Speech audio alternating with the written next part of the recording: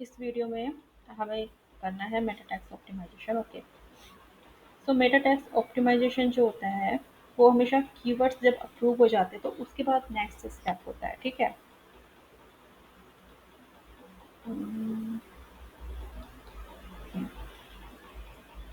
Meta tags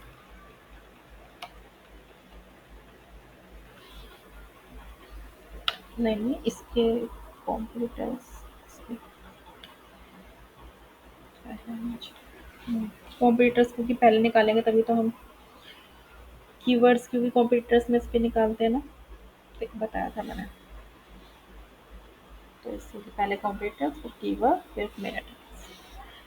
तो Meta tags में क्या होता है, पहले तो इसके लिए मैं चैट जीपीटी भी बताऊंगी, लेकिन पहले मेटा टैग्स की जो लेंथ होती है वो तो लेंथ है, वो 65 to 70 करेक्टर्स होती है, अप टू 70 करेक्टर्स। तो हम लेकिन हम क्या लेके चलते हैं 60 करेक्टर्स, और 60 करेक्टर्स हम क्यों लेके चलते हैं, क्योंकि वर्डप्रेस के अंदर वर्डप्रेस जो होता है 60 करेक्टर्स तक ही लेंथ लेता है। ओके, अदरवाइज जो इसकी आइडल लेंथ होती है, मतलब कि अदरवाइज जो गूगल के से जो लॉन्च किया गया है इसकी एल्गो, इसकी लिमिटेशन वो तो है 65 to 70 करेक्टर्स की, लेकिन हम इसके 60 करेक्टर्स लेकर चल रहे हैं क्योंकि हमारी वेबसाइट वर्डप्रेस पर है। और वैसे भी हम 60 करेक्टर्स की लेकर के चलते हैं क्योंकि जो सर्च इंजन होता है ना, तो सर्च इंजन रिजल्ट पेज जो होता है वो हमेशा 60 करेक्टर ही दिखाता है, उसके बाद फिर डॉट डॉट डॉट कर देता है। तो इसीलिए हम 60 करेक्टर्स लेकर के चलते हैं। लेकिन अगर हम इससे ज़्यादा भी लेते हैं, 60 से 65 भी ले लेते हैं, अगर हम कर देते हैं तो कुछ फ़र्क नहीं पड़ता है, 1 2 3 4 उसका करेक्टर्स का कोई फ़र्क नहीं पड़ता। लेकिन इसके अंदर हमें ये करना है कि जो कि इम्पोर्टेंट और मतलब ऐसी चीज़ की हमें लगता है कि यही कॉल टू एक्शन है और ये यूज़र को दिखना चाहिए, उसके बाद ही वो क्लिक कर पाएगा। तो वो चीज़ें हमें पहले ही डाल देनी है, मतलब अंडर 60 में डाल देनी, क्योंकि एस पे तो 60 ही करेक्टर विजिबल होंगे ना, 60 करेक्टर ही विजिबल होंगे एस पे। तो इसलिए हमें 60 करेक्टर के अंदर अंदर जो भी मोस्ट इंपॉर्टेंट चीज़ें हमें मेटा टाइटल में डालनी है वो हम 60 करेक्टर्स के अंदर अंदर ही लिख देंगे। उसके बाद सिंपल सा जैसे कि कॉन्टैक्ट नाउ, बुक नाउ, कुछ भी कॉल टू एक्शन जो लगाना है हमें वो हम बाद में लगा लेंगे, पहले उससे पहले जो भी इम्पोर्टेंट होगा वो लिख देंगे। मेटा डिस्क्रिप्शन के अंदर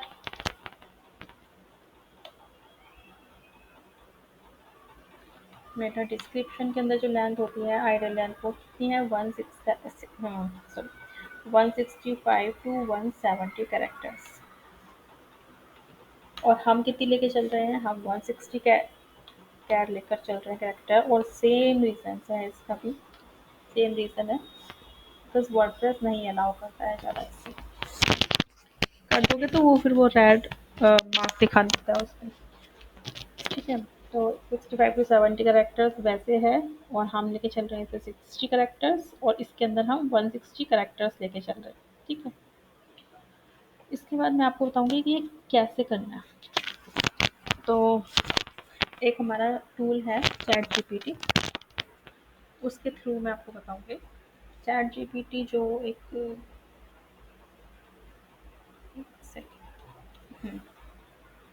चैट जीपीटी जो हमारा टूल है, यहाँ पे मैंने ऑलरेडी यहाँ पे इनिशिएट कर रखा है, इसका लॉगिन वगैरह कर रखा है मैंने, इसीलिए दिखा नहीं रहा। अदरवाइज हमें क्या करना होता है, बस चैट जीपीटी हमें ऊपर लिखना होता है इसमें यूआरएल में, चैट जीपीटी, और फिर मेरा तो क्योंकि लॉगिन है ऑलरेडी, आपका अगर लॉगिन नहीं है तो साइन अप का ऑप्शन आएगा, आप उसको साइन इन बाय गूगल कर देना, सिंपल है, कोई प्रोसेस ज़्यादा वैसा नहीं है इसका, सिंपल है। इसके बाद यहाँ पर अगर लिखोगे राइट मेटा टाइटल फॉर, अपनी वेबसाइट का होम पेज में लिख देती हूँ,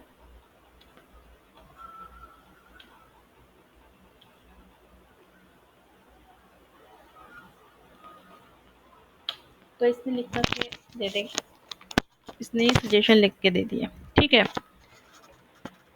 लेकिन इसको भी ये नहीं पता कि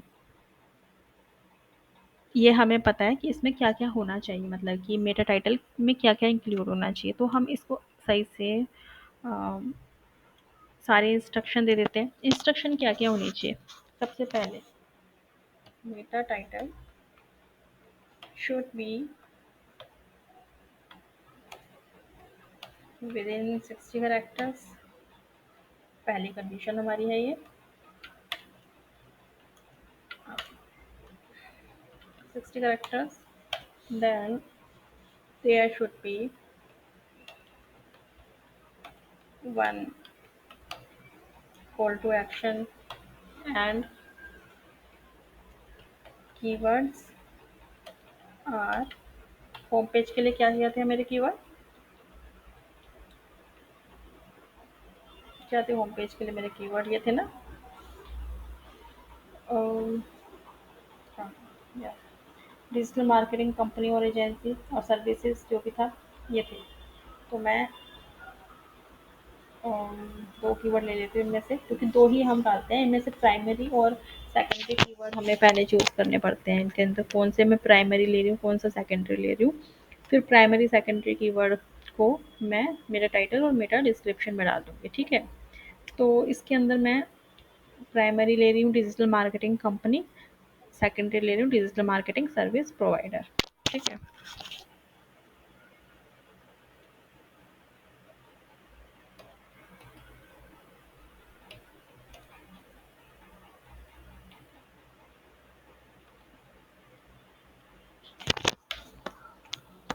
तो इसे मैंने ये तो बता दिया।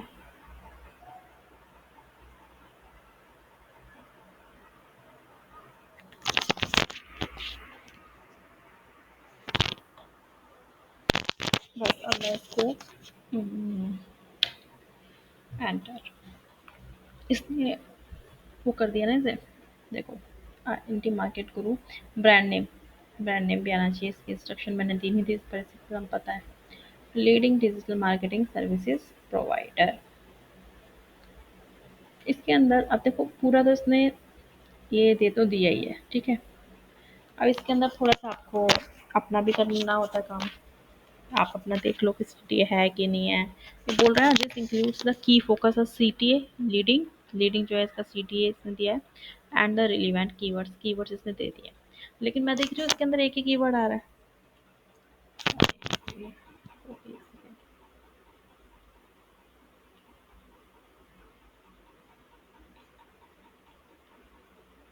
ठीक है, ये दिया है इसने मुझे मेटा, राइट। अब मेरे कीवर्ड कौन कौन से थे इसके अंदर? एक तो डिजिटल मार्केटिंग कंपनी लिया था, एक मैंने लिया था डिजिटल मार्केटिंग सर्विसेज प्रोवाइडर। दूसरा कीवर्ड तो पूरा आ गया है। इसकी लेंथ चेक करती हूँ। पहली कंडीशन थी ना मेरी लेंथ की,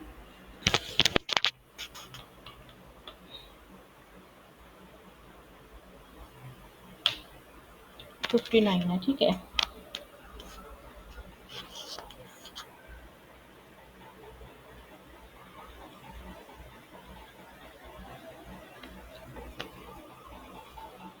मुझे मेरा है कि मेरे को ब्रांड नेम लास्ट में डालना है।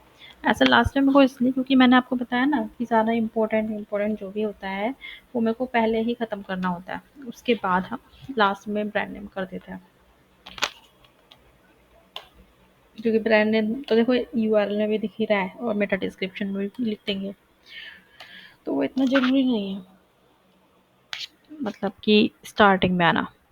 तो लास्ट में मैंने कर दिया, लेंथ तो उतनी है। एक कीवर्ड मिसिंग है ना, leading digital marketing services provider.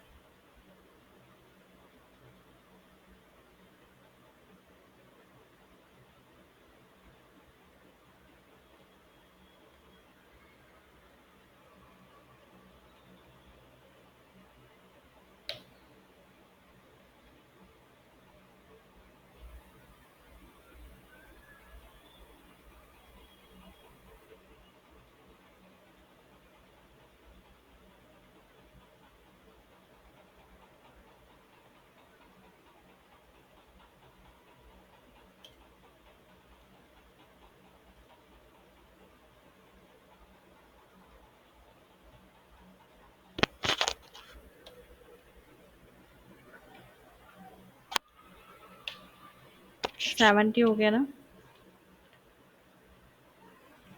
लेकिन ये मेरा इंपॉर्टेंट जो होता है वो तो पहले ही हो गया ना, 65 to 70 मैंने बताया था कर सकते हैं।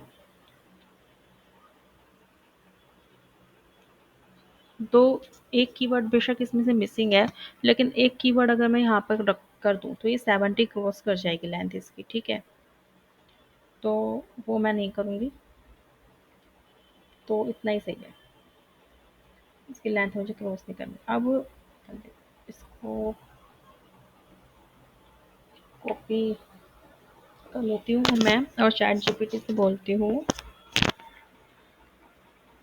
कि इसके लिए मुझे मेटा डिस्क्रिप्शन लिख के देगा ये।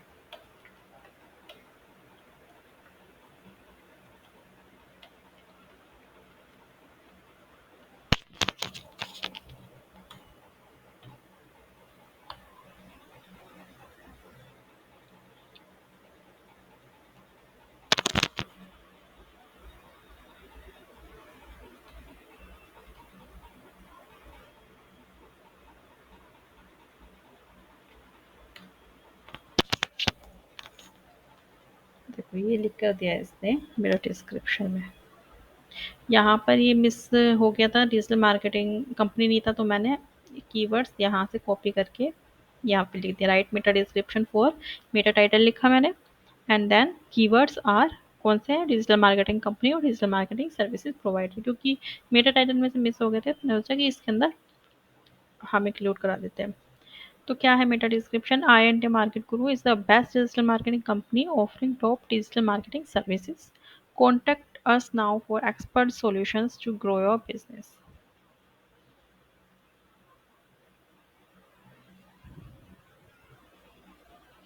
इस काम करती हूँ, यहाँ पर भी डिजिटल मार्केटिंग सर्विसेज प्रोवाइडर लिख देती हूँ ताकि उसके लिए अच्छे से ये ऑप्टिमाइज हो जाए।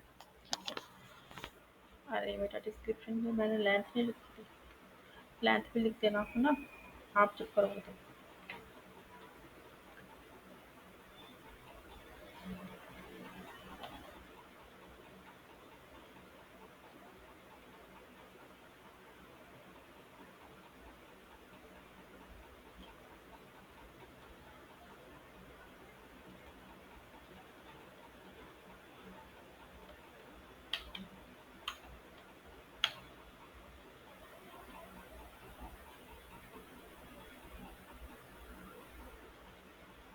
160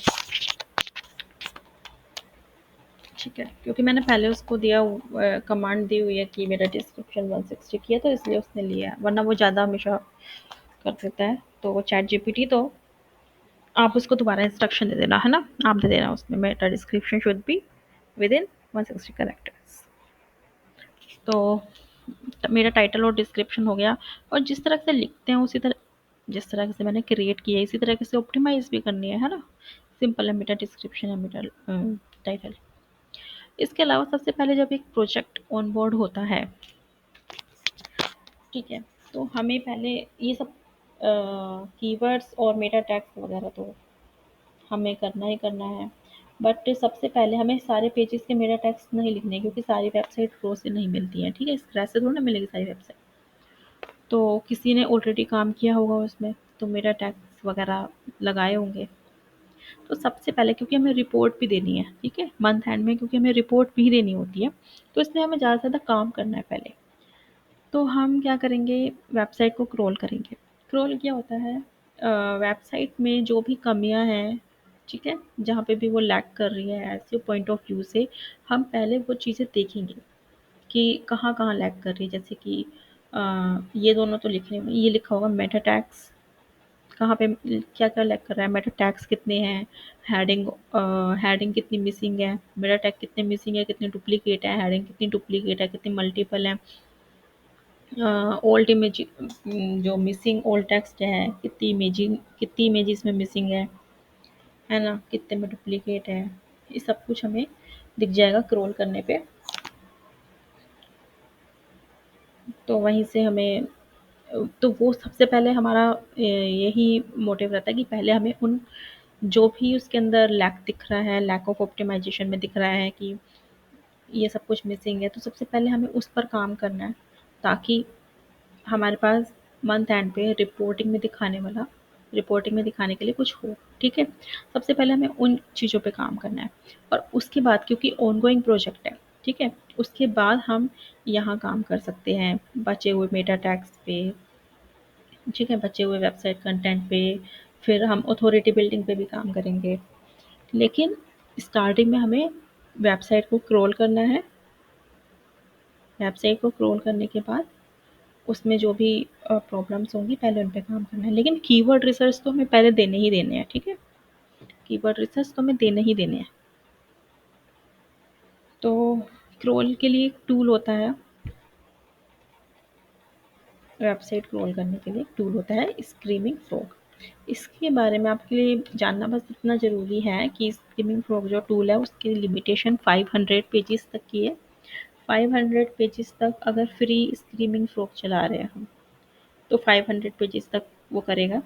अदरवाइज़ हमें स्क्रीमिंग फ्रॉग परचेज़ करना पड़ेगा अगर वेबसाइट जो हम क्रॉल कर रहे हैं वो 500 पेजेस से ज़्यादा है, ज़्यादा की है तो हमें स्क्रीमिंग फ्रॉग परचेज़ करना पड़ेगा। अब स्क्रीमिंग फ्रॉग जो है अकेला यही नहीं है, और भी बहुत सारे क्रॉल टूल हैं, क्रॉल वेबसाइट क्रॉल करने के लिए और भी बहुत सारे टूल हैं जो कि 500 पेजेस से ज़्यादा की वेबसाइट फ्री में क्रॉल कर देते हैं। तो ये तो आपको एक्सप्लोर करना पड़ेगा इंटरनेट पे। और मैं आपको जैसे कि मैं आपको करके दिखा देती हूँ, ऐसा होता है स्क्रीमिंग फ्रॉग।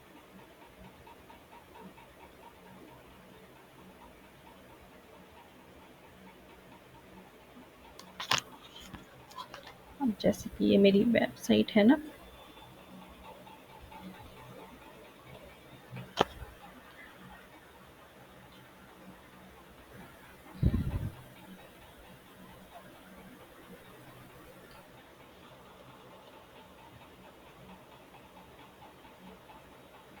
ठीक है, ये क्रॉल करके दे देगा, और जो ये क्रॉल करता है तो क्रॉल का डाटा यहाँ पे दिखाता है, शो करता है जहाँ पे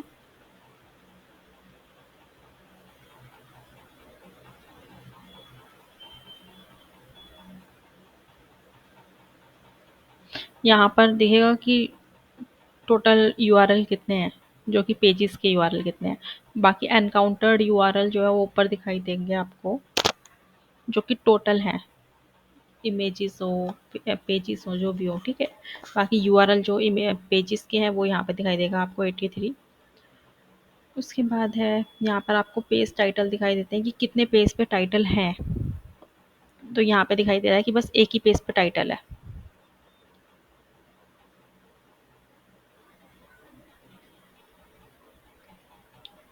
सेम फॉर मेटा डिस्क्रिप्शन एक ही पे है, क्योंकि काम किया नहीं है ना इस पे हमने अभी, इसीलिए ऐसे इसलिए भी दिखा रहा है इस तरह के से ज़ीरो ज़ीरो करके, ज़्यादा डाटा इसलिए भी नहीं दिखा रहा है क्योंकि इस पे देखो इसमें एक ही पेज है, ये दिखा रहा था इसलिए। क्योंकि एक तो मैंने इसको मना भी वो भी कर रखा है, मतलब कि पीछे से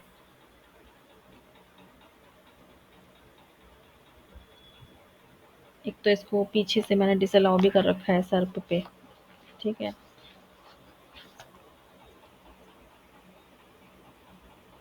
बाकी कौन हो रहा है,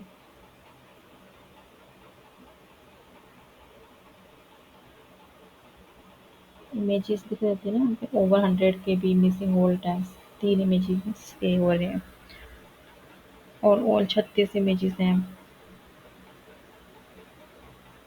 ठीक है। यहाँ पे सब कुछ दिख जाएगा आपको, और बाकी बस देखना यहीं पर यही है, मिसिंग ऑल टेक्स्ट, इमेजेस देखनी है, डिस्क्रिप्शन वगैरह, हेडिंग, डिस्क्रिप्शन, टाइटल, हेडिंग, ये सब जो भी मैं बताती जा रही हूँ बस वही चीज़ यहाँ से देखना। बाकी सारी चीज़ों पे यहाँ से मत देखना।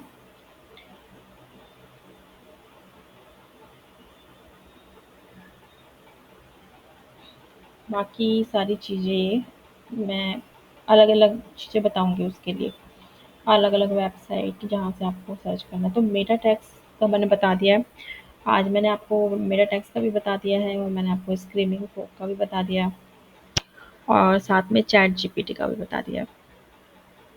एक और बात मैं इसमें बता देती हूँ, इसी वीडियो में बता देती हूँ कि जो एसईओ प्रोफाइल में जो अगर करियर की बात करें तो करियर जो है, अगर पहली बात तो ये वीडियोस देख करके आप सिर्फ एंट्री लेवल की जॉब ले सकते हो, उससे ज़्यादा की नहीं। उसके लिए प्रैक्टिस करनी पड़ेगी, कहते हैं ना प्रैक्टिस मेक्स मैन परफेक्ट। तो प्रैक्टिस करनी ही पड़ेगी किसी भी प्रोफाइल में। आप थ्योरेटिकल नॉलेज लेकर के कुछ नहीं कर सकते हो, और ये भी थ्योरेटिकल ही है कि मैं आपको बता रही हूँ प्रैक्टिकल। प्रैक्टिकल तो सही मायने में वही है जब आप खुद करोगे उसको, मेरे बताने से नहीं होगा। मेरे बताने से तो वो थ्योरी ही है, ये तो मेरा प्रैक्टिकल हो रहा है कि मैं कर रही हूँ इसको। लेकिन आप तो, आपके लिए तो ये थ्योरी ही है, ठीक है।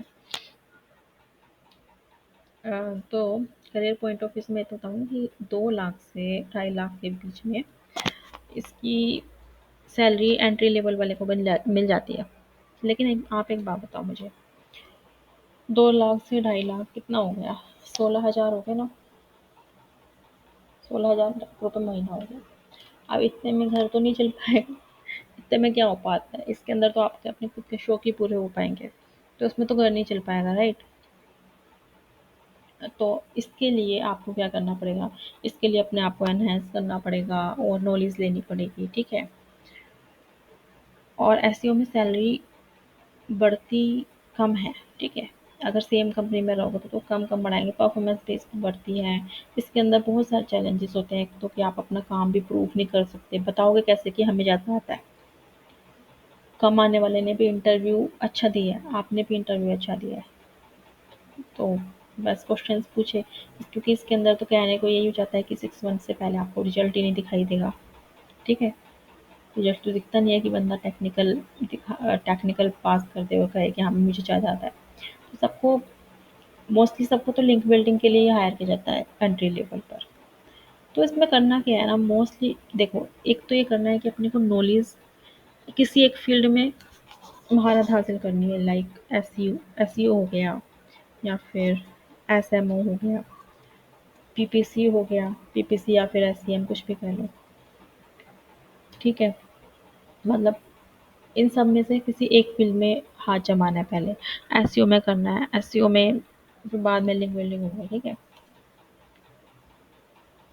लिंक बिल्डिंग में सिर्फ वही नहीं होता जो कि कंपनीज करवाती हैं, क्लासिफाइड एड्स, माइक्रो ब्लॉगिंग, है ना, पीडीएफ सबमिशन, ये सब छोटी मोटी चीज़ें यही सब करवाती हैं। लेकिन आजकल उनकी कोई पूछ नहीं है, हाइपर लोकल लिंक बिल्डिंग चलती है आजकल, हाई क्वालिटी लिंक बिल्डिंग में आती है ये। तो मतलब किसी भी एक फील्ड में आपको मास्टर होना पड़ेगा, तभी अच्छा आप इसमें अर्न कर पाओगे एसईओ में। जब आप हर फील्ड में मास्टर, मतलब एक फील्ड में आपने अपना हाथ जमा लिया एसईओ में, तो धीरे धीरे करके साइड बाय साइड एसएमओ भी सीखते जाओ, ठीक है। और खुद को अपडेट रखो, क्योंकि जॉब में पॉलिटिक्स होती रहती है, कुछ भी हो सकता है कभी भी, तो कम से कम हम उसे रिजाइन दे सकें। इतना खुद पर इतना खुद पर इन्वेस्ट करो, काम करो खुद पर इतना कि खुद को अपडेट रखो। तो एसईओ हो गया, एसएमओ, किसी भी एक फील्ड में काम कर लिया, किसी में भी अपने जमा लिए हाथ पैर।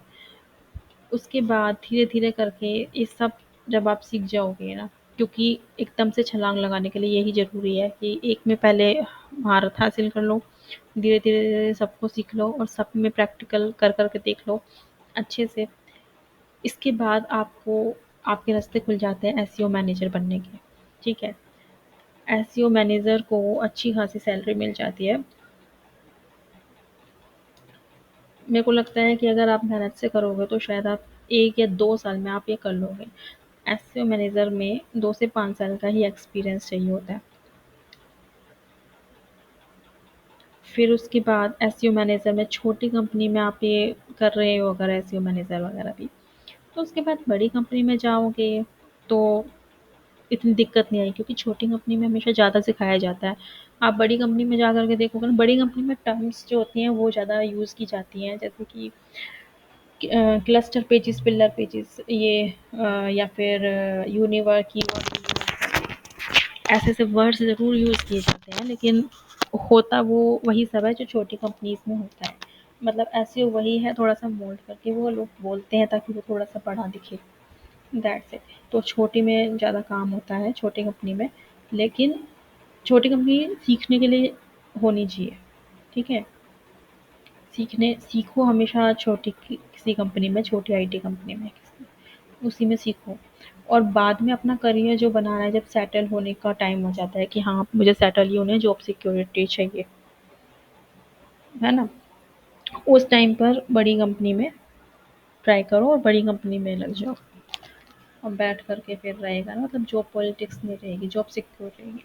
तो बाद में बड़ी कंपनी का सोचना, स्टार्टिंग में आप छोटी कंपनी का ही सोचना। ओके, तो बस